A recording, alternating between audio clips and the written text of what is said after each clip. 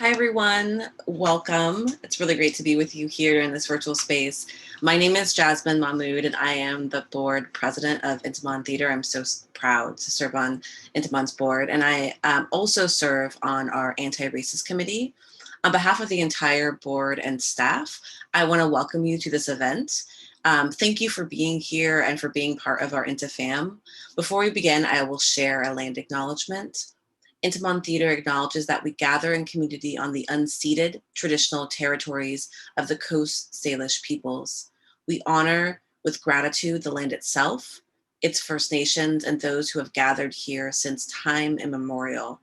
We welcome you to introduce yourself in the chat and also share the land you are zooming in from. And I will now turn it over to our Director of Development and Communications, Wesley. Thank you so much. Hi, everyone. Welcome.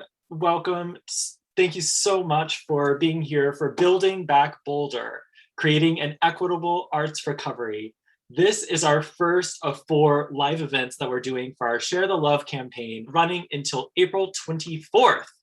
Now, it is my really sincere pleasure to welcome the host of today's event, Marcie Sillman. Now, I'm going to share a little bit about Marcie. You all already know and love her.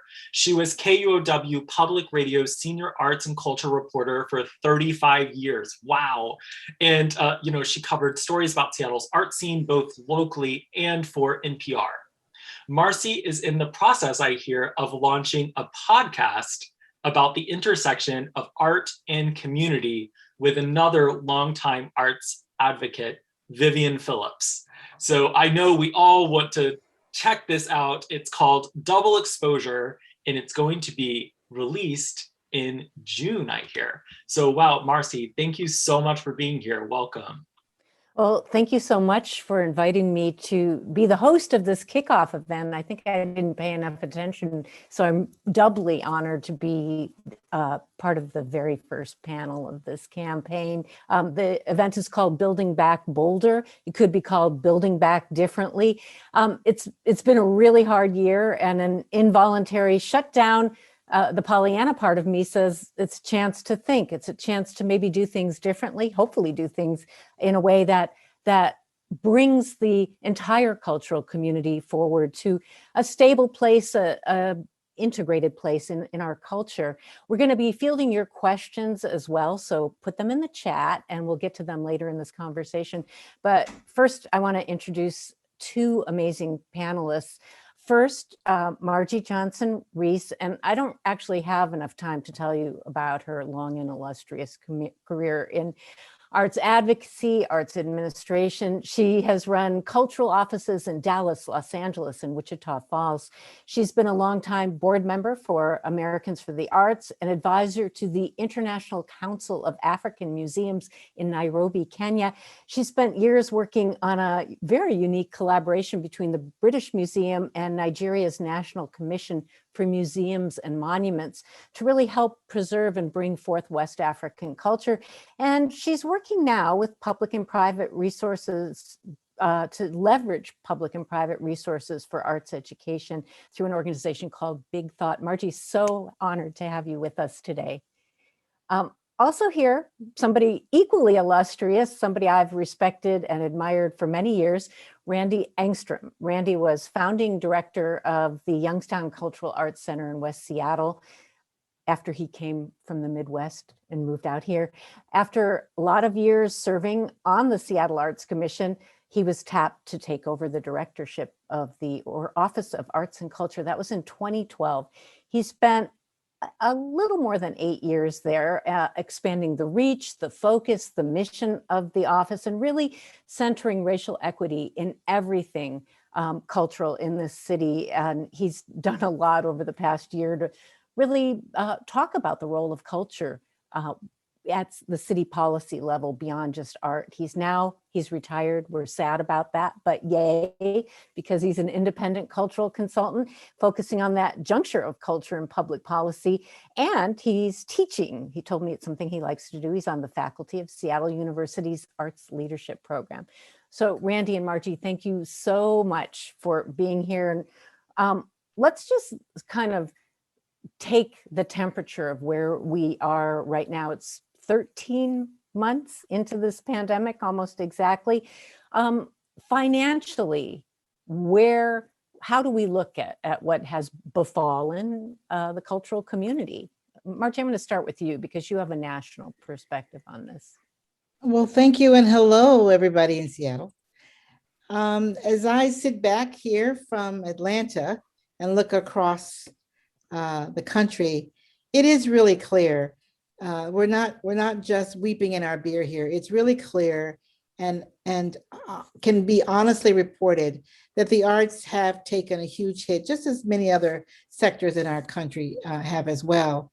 You know, for most of our work, live performances and being with people and mingling with people is at the heart of what we do. And so we've had to really sort of regroup and think differently about creative expression and the sort of balance between locking ourselves inside of our caves and theaters and crying, or looking for more innovative ways to keep the conversations going. And like most artists do, I think there have been some amazing work done and thinking around how we continue to engage with our publics. But the other thing that's been happening, I will say this quickly, the other thing that's been happening is that organizations have been behind closed doors doing much like Intiman has been doing, exercising what I call strategic foresight, thinking ahead. A few years ago, we would think that the year 2030 was so far away that we'd never live to see it. I think now our target goal is thinking ahead to the year 2030 and just thinking about audiences, their experiences, funders, expression. We certainly have done a lot of thinking about how we use technology or not. I think we leaned into technology so deeply at some point that we forgot that people need to talk to people. And so we've got to figure out how to use that in a more exquisite way. We have taken a hit in the industry. Individual artists are suffering, but at the same time, we acknowledge that other industries are in the same boat. So how much advocacy we do is going to depend on our appetite for thinking more broadly, not thinking outside of the box, just thinking bigger. We're going to touch back on a lot of the points that you brought up, Margie, but Randy, one thing that I've been wondering about over the past year, I spent most of last year talking about lack of money and then who was stepping up to sort of plug holes. There was some federal money that some people got. The city of Seattle, the county, private donors really stepped up. It didn't really meet the need. And I'm wondering, the US Congress with the new administration just passed a very large relief bill. And I'm wondering what that holds for the cultural sector and if it has already been dispersed and is it enough? Oh, we'll see. Well, first, happy Infrastructure Week, if you observe. We, in the $1.9 trillion American Rescue Plan, there's $135 million for the National Endowment for the Arts, which is a pretty small amount for that agency relative to the federal government overall. But that's actually not the opportunity. I think the biggest opportunity is all the money that went to state and local governments across the country. The city of Seattle received, over $236 million. I think the county received over $400 million, and that money is very flexible. And to Margie's point, I mean, the devastation at all levels, particularly on individual workers, has been just heartbreaking. Actually, organizations, with the help of PPP and other things, fared better than I had feared. And now I do think we are starting to see a little bit of dawn on the horizon, but there's no way to sugarcoat the devastation that individual workers and artists have experienced. And at the same time, the rise of sort of creative workforce initiatives locally here in Seattle and nationally coast to coast has been pretty inspiring. Artists tackling everything from facilitating belonging and social cohesion, public health messaging, wrestling with issues of racial injustice. It's really been a remarkable moment for artists to step into this massive community need that's emerged as a result of COVID and the racial justice reckoning that our country is wrestling with. So I am hopeful. I think Margie's right that the scale of the solution will probably match the scale of imagination and advocacy that we put behind it. And something that I was sharing earlier when we were getting ready for this call, Joe the plumber never has to defend the value of plumbing as a vocation in America, but the value of artists and creatives as workers seems to always be something that needs to be defended. And yet, when I look at Inauguration Day and I hear Amanda Gorman put words to the way so many of us were feeling, that our country's not broken, just unfinished, and we have so much grief and healing to do as a country in the months and years ahead, I really think there is an opportunity. There really is a moment for arts and culture to be critical to how we reimagine the future of our communities. This is why we mourn that he's not at the Office of Arts and Culture anymore. Whenever I needed a Pollyanna boost over the last year, I would call and interview Randy. But Margie, I feel that you're equally forward thinking. I mean, you talked about the year 2030 and sort of targeting that as a goal. This forced closure period, which is very long, longer than any of us wanted and will probably last until September in most places, is an opportunity. That is the Pollyanna part. It's a time to really step back. There were immediate digital responses and creative responses, as you pointed out, but I don't know how many organizations either of you have talked to, but what kinds of positive use have you seen this time put to, if that's the right way of phrasing it? Well, I have seen a great deal of attention, although it's been in different corners of the country.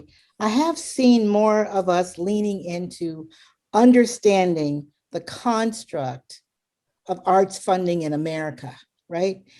I think we have to always try to come back to that because the system of funding for the arts was established as an elitist system to begin with.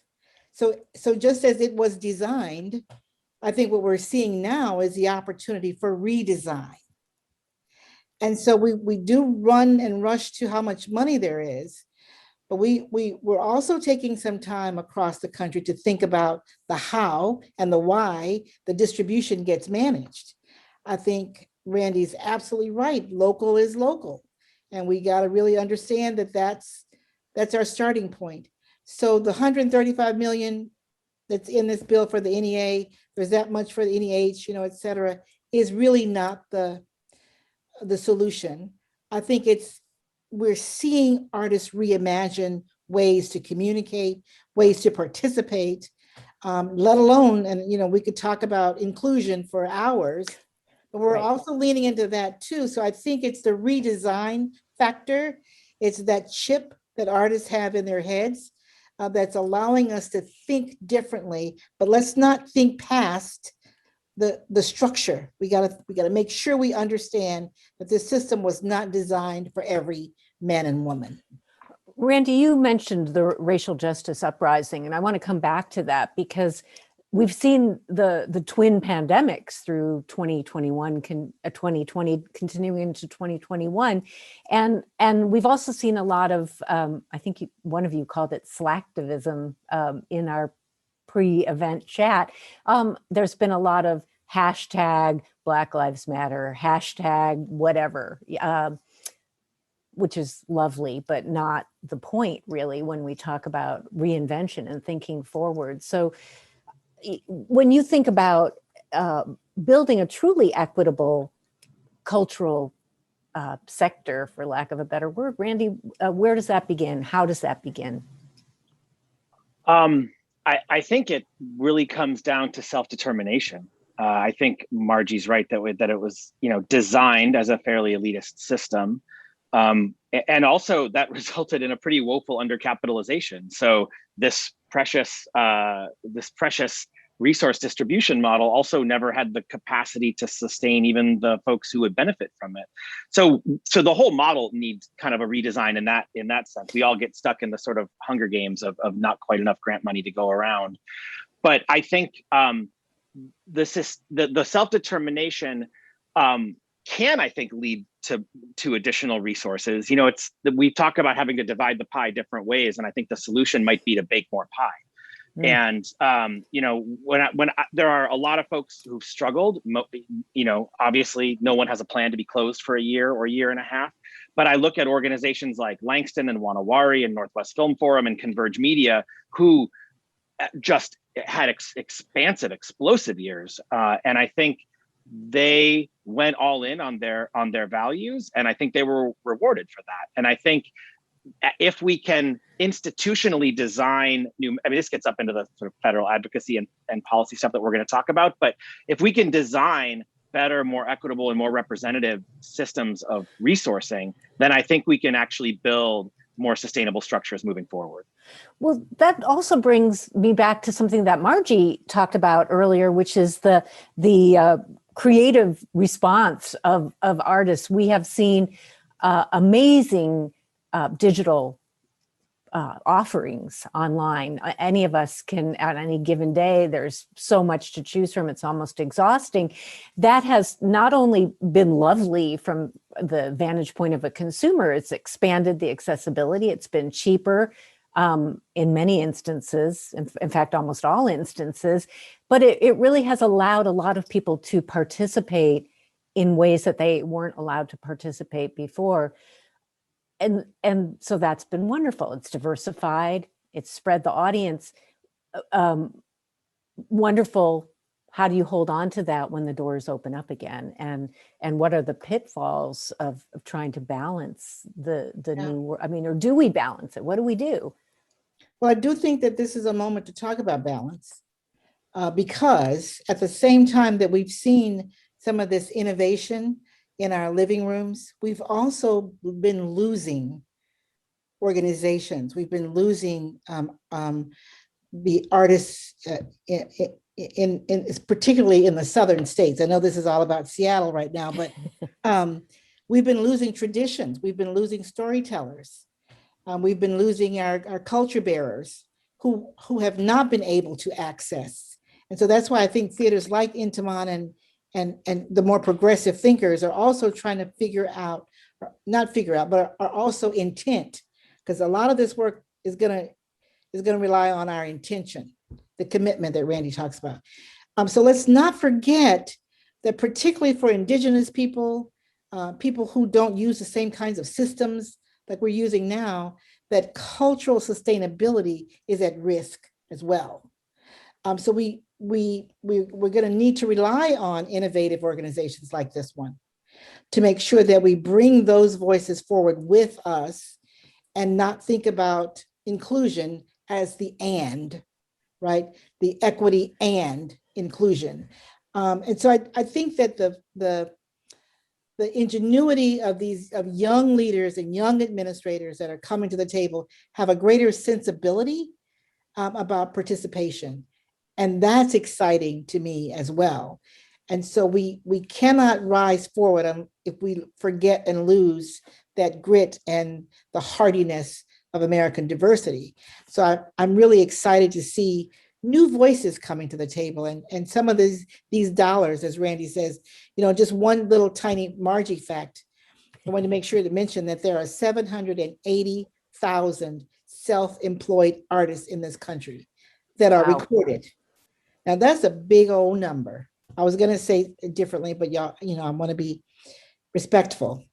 There are 673,000 arts businesses in this country. And so think about the people under those umbrellas. And so there's a lot for us to think about, and it's not just a little conversation. So those are huge numbers. And Randy was talking about how Joe Plummer, I believe that was his name, didn't have to justify his job. We have heard a lot, Margie, you referenced the fact that other industries were hit, the hotel industry, the travel industry, our friends in restaurant industry and bars have been hit. I see a lot of stories about them. I have been part of the mainstream media for more than 35 years. What does it take to elevate the cultural sector to those sorts of stories, that kind of awareness? What do we need to do? I mean, you just rattled 600 whatever thousand businesses. That's a lot. It's a lot. Well, there has been a little bit of talking. We use the phrase seat at the table, right? But there's been a little bit of talking about a cabinet level position. Yes. That would participate at that, at the highest level in conversations. I think it's a bookended kind of piece of work.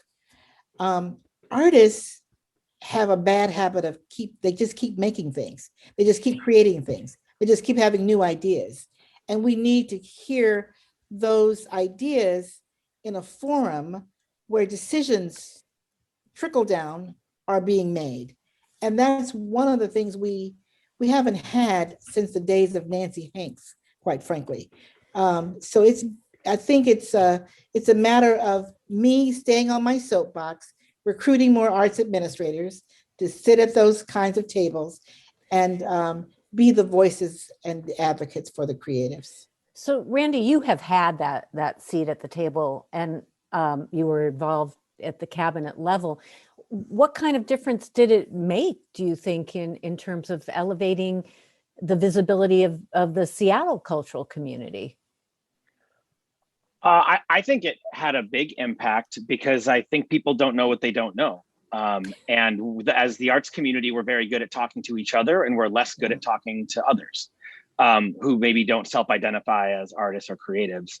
And yet, second largest and fastest growing segment of the national economy is the creative economy. Storytelling and creative are the only thing the robots aren't going to replace. So yeah, yada, yada, there's lots of value. But to Margie's point, I think part of it could be a cabinet level position. I think part of it is a focus on creative workforce on the Domestic Policy Council. I think part of it is how you make inroads at Department of Interior, Department of Labor, Department of Transportation.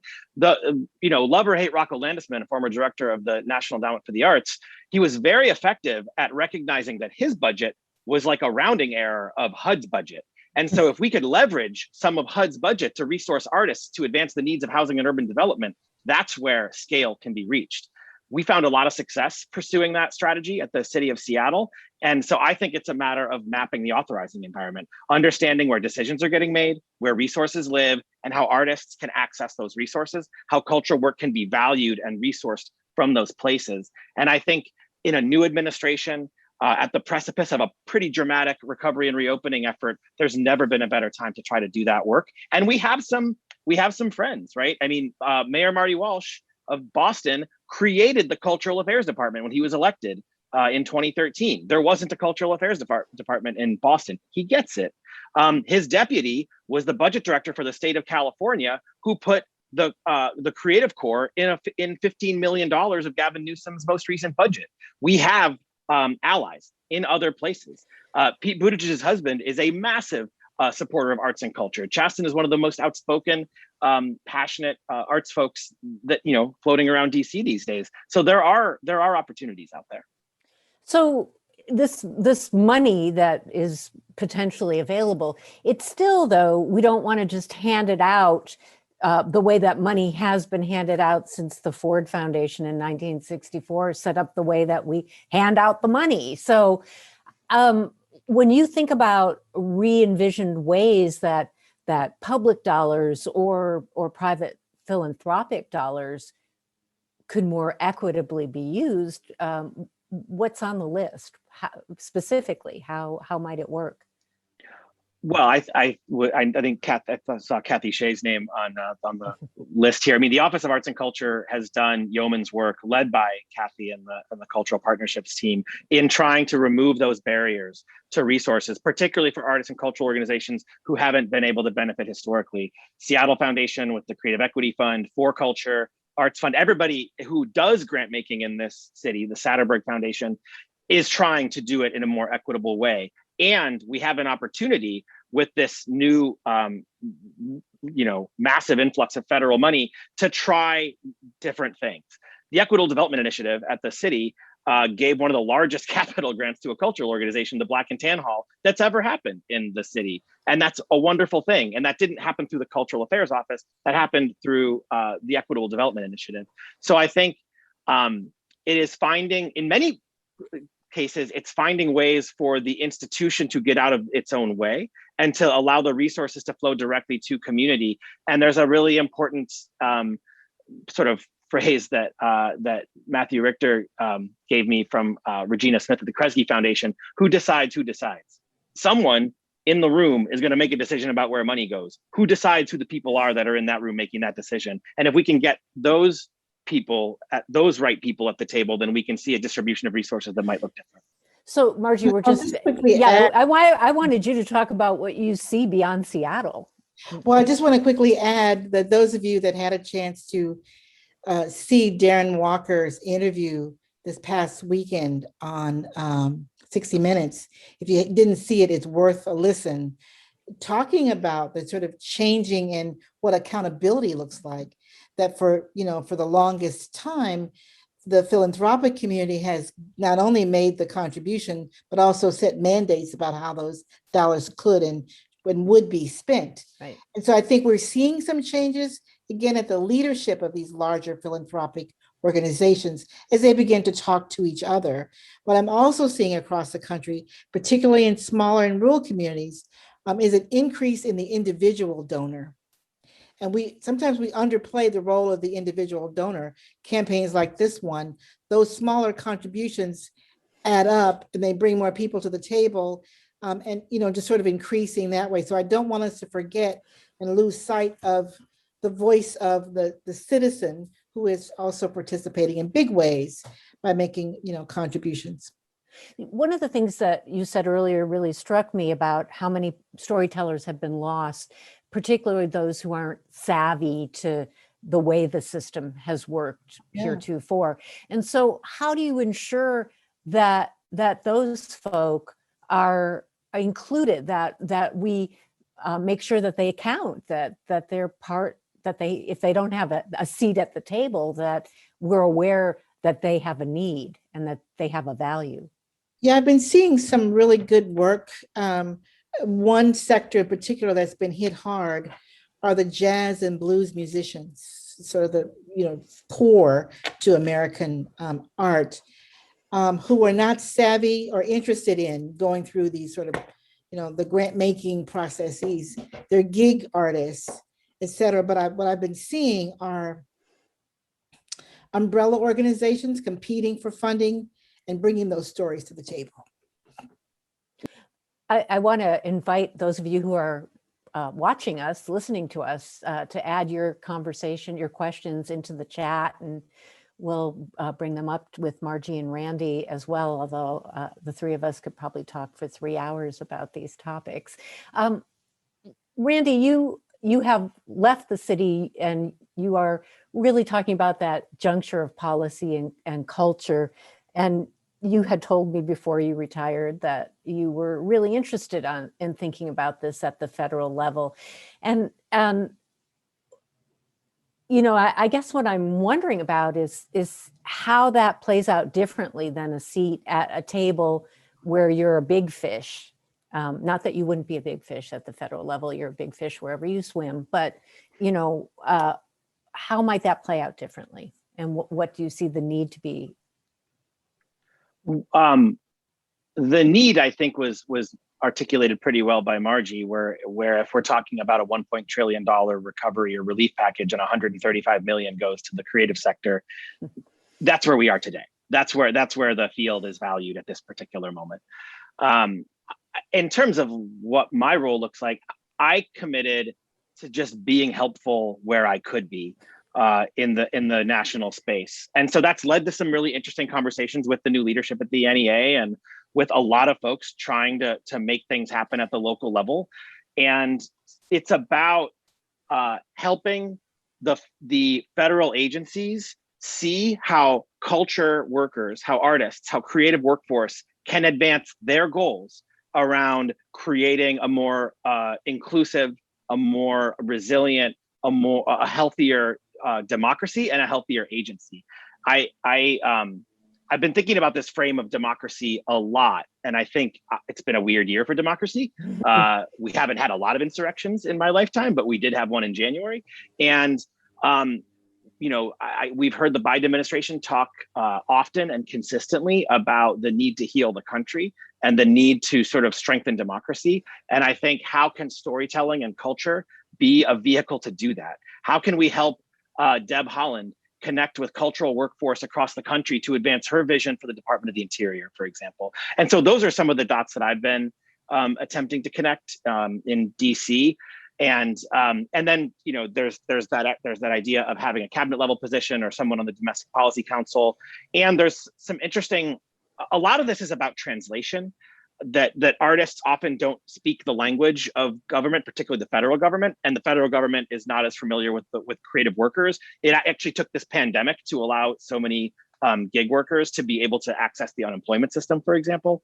But I think the Center for Performance and Civic Practice, CPCP, Michael Rhodes' organization, and Springboard for the Arts in St. Paul, Minnesota, are developing a model to offer training to artists and government agencies around how artists can advance recovery efforts nationally through the rescue plan and the upcoming infrastructure bill in particular. So there's models like that where, how can we give our creative workforce and our cultural institutions the tools to navigate that resource environment? And how can we let that resource environment see the value that creative and cultural workers can bring to their goals? Because at the end of the day, we all need to heal. We all need to figure out how we're going to come out of this economically and civically and culturally. So, Margie, you talked about standing on your soapbox. That's one thing that you can do, and that's something I spent a lot of years doing, standing on my soapbox. But beyond that, how and beyond I love the idea of a federal culture czar. I think there should be culture czars everywhere. But specifically, what steps might individual artists take, arts adjacent folk like myself or you and Randy, or the organizations themselves to really raise that visibility and allow folks to see the essential nature of culture to this country? Well, I'm going to talk about the arts adjacent people first. Legislation is an interesting thing. And when a law gets passed, it's after the fact that we all go, oh my God, I can't believe they did that. So for the donors and patrons of the arts in any city USA, it is really important that legislators hear from you, that you engage in those processes, whether it's writing a letter. Politicians hate the number 5. 5 phone calls send them into a tailspin about the same thing. So it's really 5 times 5 times 5, saying the arts are important to our community, to our children, to economics. A few facts can go a long way. And so I think for those arts adjacent people, I'm going to use that term, Marcie. It's not mine, it's Vivian Phillips, so I credit her. I think that theaters like Intiman need your dollars and also your voices, and your interests in electing leaders that have some vision, but then also helping to enlighten those that don't. So I think that's one soapbox that I sit on all the time. And then the other is encouraging leadership in this field. It's not enough for us to be excellent creatives. We've also got to understand the language of bureaucracy. And where do we start if we have no clue? Well, every one of us pays taxes. I'll start with that. I totally agree with Margie.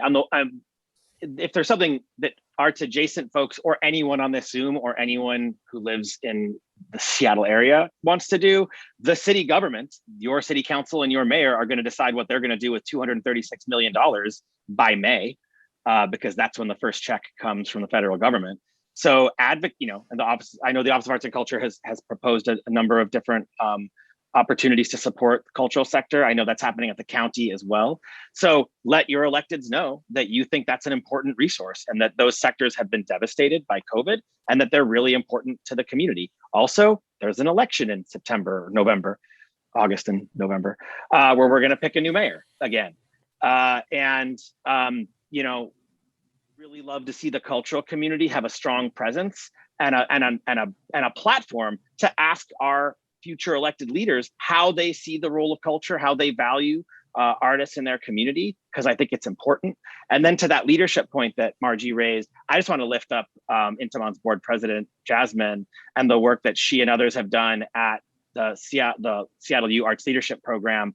We need to have a way to train folks into leadership and into the public policy space specifically. And there is a real shortage of thoughtful cultural policy programs, particularly ones that are representative of the full diversity of our field.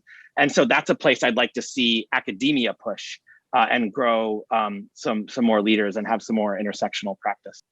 We have a question from Danielle.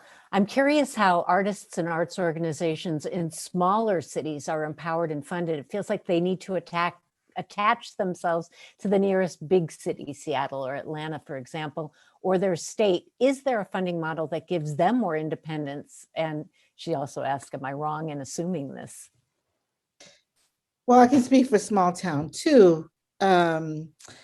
Access to leadership in small towns is a lot easier than larger communities, but access to enlightened leadership might be a different thing in small towns. But I think that rural communities are getting left out of the larger national conversation a great deal, but rural communities in many cases are seeing themselves a little bit stronger right now. They don't have as many mouths to feed, first of all, but they're also able to use the power of that city council conversation because the mayor lives across the street and the city council lives next door.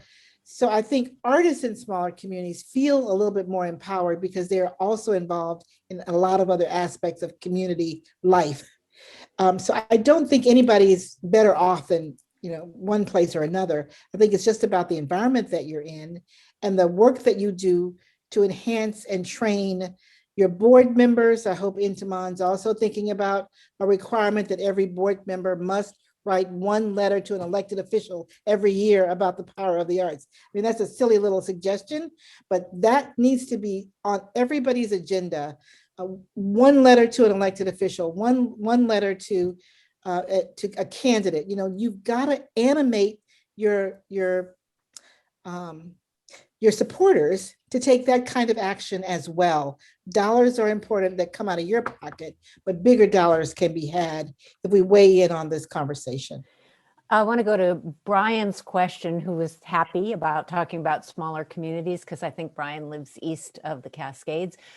Working to get theaters to reopen feels a bit like airlines restarting their service after a weather disruption. There seems to be so much to coordinate as we attempt to book artists who are organizing their first post-pandemic tours. Everything feels so tentative. How do we get moving together?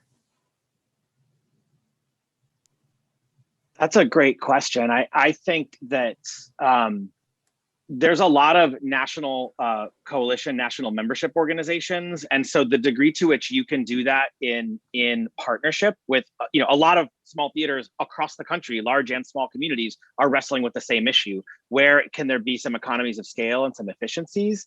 I think that, to borrow from what Margie was talking about, one of the most inspiring advocacy stories of the last year was the National Independent Venue Association. That did not exist. There was no organization or advocacy body for independent venues. And within a year, they got a $15 billion appropriation in December for shuttered venues.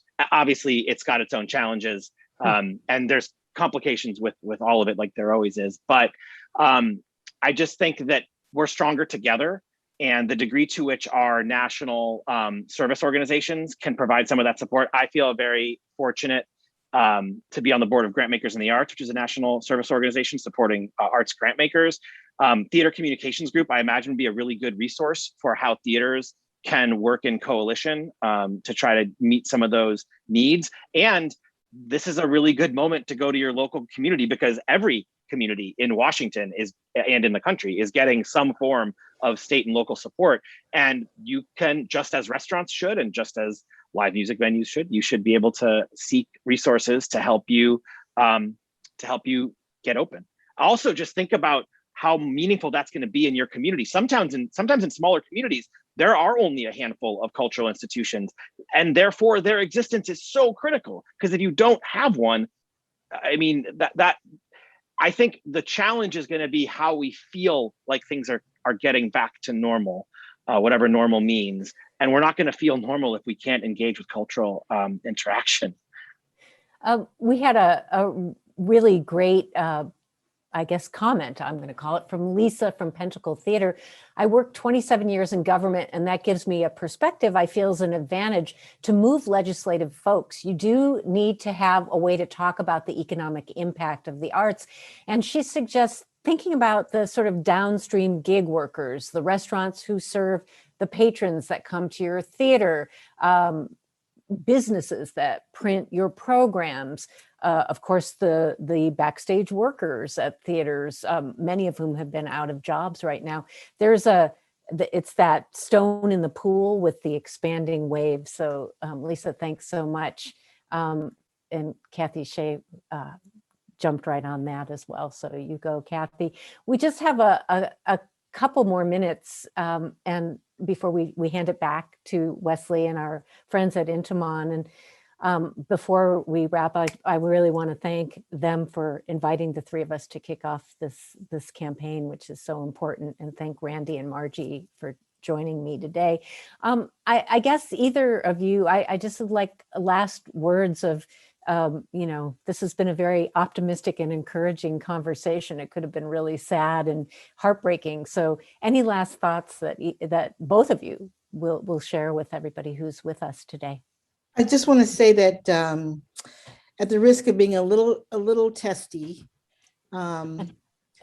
we have in a short period of time developed a vaccine to help us combat this pandemic. There is never going to be a vaccine to combat racism. It is not a pandemic. It is systemic. It is a part of who we are. And so every one of us, artists, patron, etc., is going to have to think about our personal commitment to inclusion. And I believe that this moment has maybe given us a little bit more time to think about that and to witness it, but we can ignore racism as long as we want to, but it will destroy our country if we don't pay attention to it. And it is more than a pandemic. It's a part of it's a part of who we are as a country. 1000% co-sign what Margie said. And frankly, it seems to be making a pretty good run at destroying the country. The acts of January 6th, the voting restrictions passing throughout Republican-run legislatures, we're in a fight for the soul of democracy. And that is very racialized because the history of our country is racialized. And we can't have reconciliation without that truth. I think that is the work of storytellers, of cultural workers, of artists, is to help us confront that truth, to help us tell that story, and to tell the story that is possible if we can get past that, if we can accept that and own our shared history, the history of indigenous genocide, the history of slavery, the history of Chinese exclusion, the history of redlining, all the way up to everything we've experienced in the last year. We have to confront it, and the stakes are really, really high right now. And I think there's also a moment where the resources are there to take it on. I don't think there's a cabinet level department that isn't having those conversations internally, at least based on the ones I've spoken to. And I think that there's a real opportunity for our creative community to lean into that. Margie and Randy, thank you both so very much for this really thought-provoking half hour, 45 minutes. Really appreciate it. Thank you.